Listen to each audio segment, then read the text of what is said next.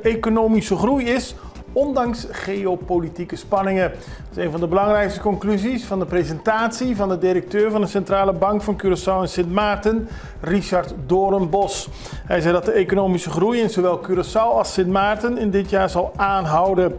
En dat gebeurt ondanks een verslechterd extern klimaat, gekenmerkt door oplopende handels- en geopolitieke spanningen.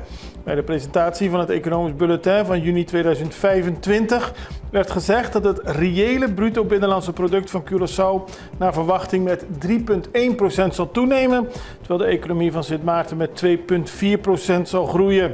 Dat is gematigder dan in 2024, toen had Curaçao een reële groei van 5% en Sint Maarten met 3%. Maar er is een groei en dat komt vooral door de belangrijkste groeimotor, het toerisme. En dat leidt ook weer tot groei in onder meer horeca, transport, opslag, communicatie en